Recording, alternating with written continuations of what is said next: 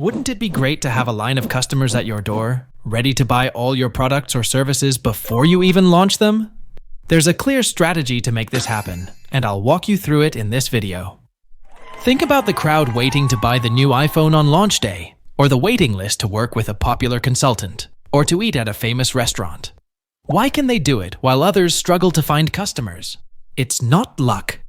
Daniel Priestley explained the exact steps in his book, Oversubscribed, which is a guide to always being sold out. Before we look at the steps, there are a few key ideas you need to understand first. It all starts by mastering the balance between demand and supply. Demand needs to be constantly higher than supply. That's the most important thing. If you sell sandwiches and there's a group of hungry people coming out of a nightclub, it'll be easy to sell. But if you're offering sandwiches to people who aren't hungry, your sales will struggle. That's demand. It's pretty simple. More demand makes selling easier. Now let's add the supply part. When more people want something than what's available, prices go up. Back to the sandwich example. If 10 people want sandwiches, but there are 30 sandwiches from different sellers, everyone can buy one. And the price stays low, because people will choose the cheapest option, assuming the quality is equal. But now imagine there are still 10 people wanting sandwiches, and only one seller with 5 sandwiches.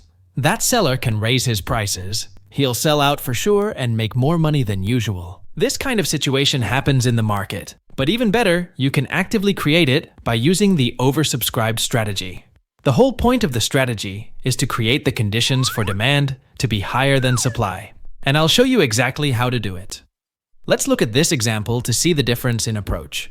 Let's say you run a business where you organize live, paid seminars. The usual way would be to plan all the event details and then start selling. You're not sure how many people will join, but you take a guess and book a venue with 60 seats. You choose the topic, the speakers, the location, the date, and the price, and then you start promoting the event to sell tickets.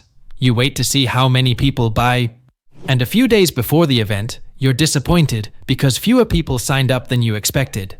You start thinking about canceling, but it's too late. So you begin sending desperate emails to your mailing list and running last-minute promotions to try and fill the room.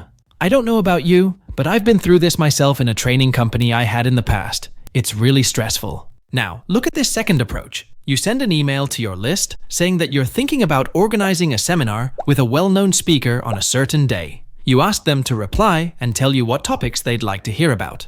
A week later, you email them again saying the speaker is confirmed for that day at that location. You also let them know which of their requested topics will be covered. Then you ask them to pre-register for the event to get a 20% discount. You get 93 people to pre-register, but you only have 60 seats. When you open ticket sales and tell the pre-registered people first, you sell 47 tickets right away. Then, with a few more actions and follow-ups, you hit 60.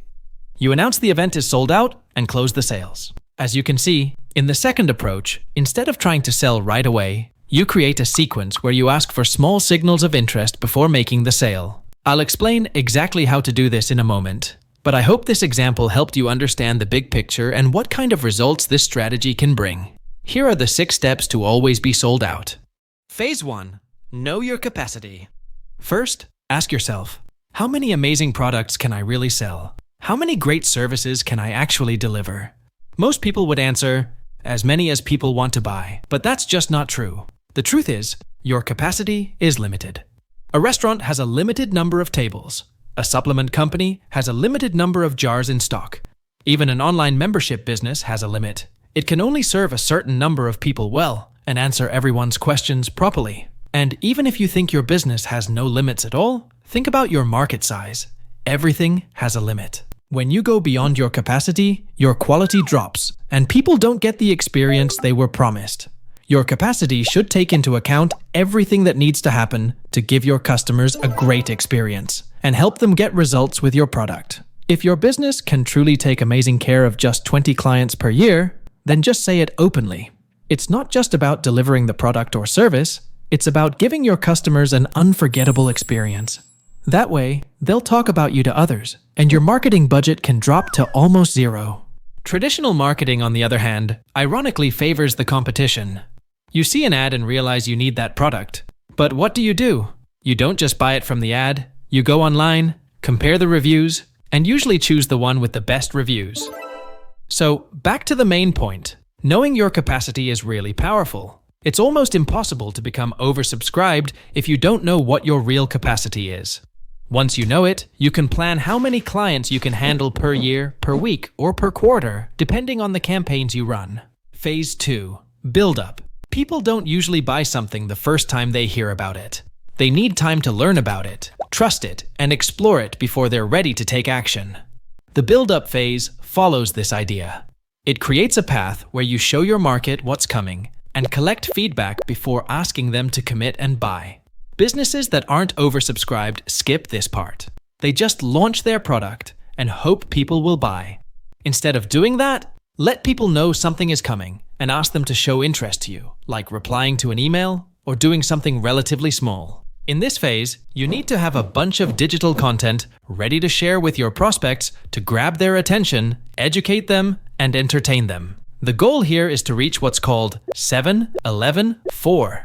That means you want your prospects to spend at least 7 hours with your content and have 11 interactions across 4 different places or platforms. That could mean watching videos, reading articles, listening to podcasts, answering surveys, reading a book, looking at illustrations. Whatever works.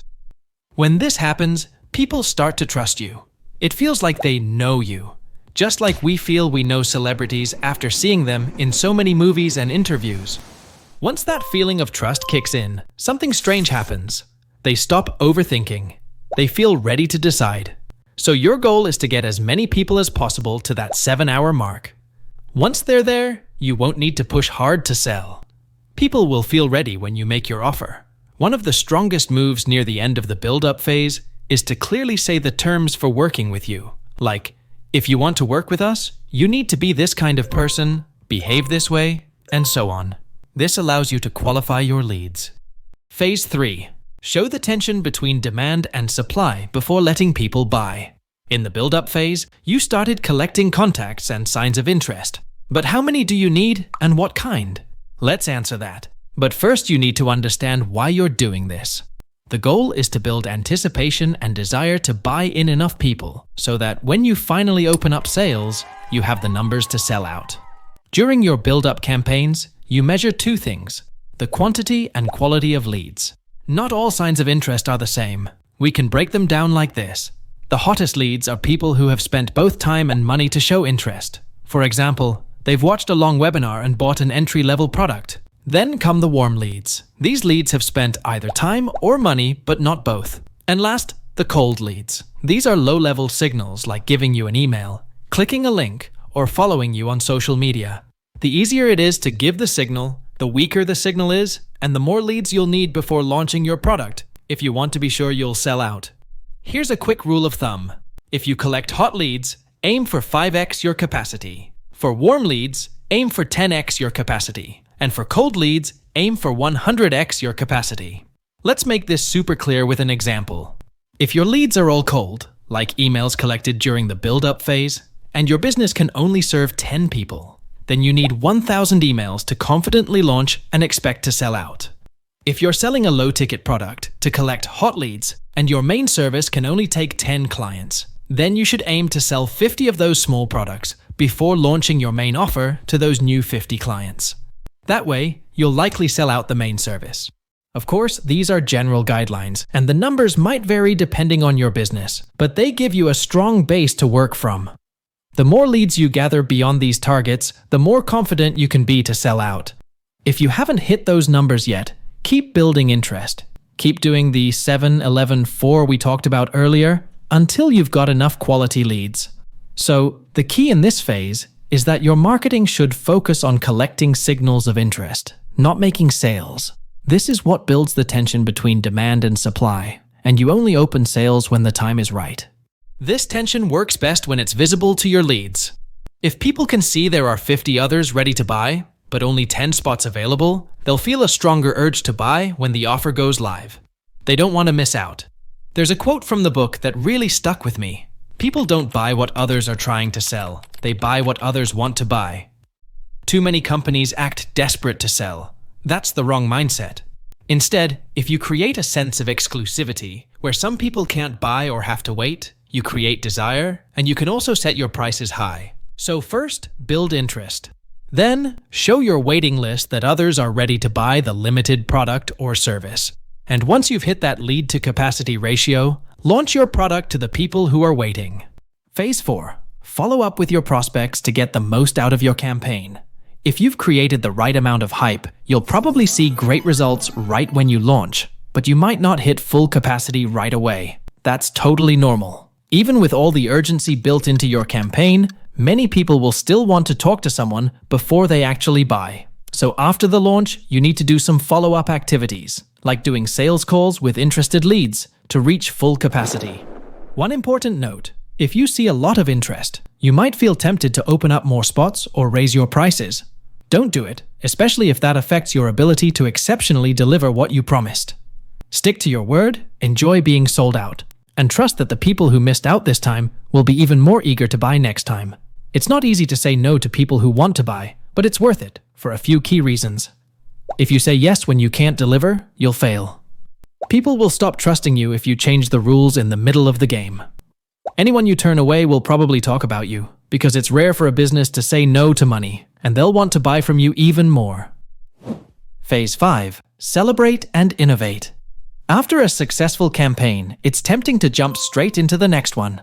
But don't skip this last step. Share your success publicly. Thank the people who made it happen, and take time to look at how you can make it even better next time. Also, don't underestimate how intense these campaigns can be. They're exciting, but they can also be stressful for you and your whole team. So make sure there's a reward at the end. Something everyone looks forward to. A fun party and a bit of time off go a long way. They're important ingredients before starting all over again. The book suggests planning around 4 major campaigns each year, and it goes into detail on how to run and organize them if you're serious about applying this strategy. But to make these campaigns work, your message needs to be powerful and engaging. It should spark curiosity in your potential customers. The most effective campaigns usually have a few things in common, and if you want to dive deeper into that, check out this video right here.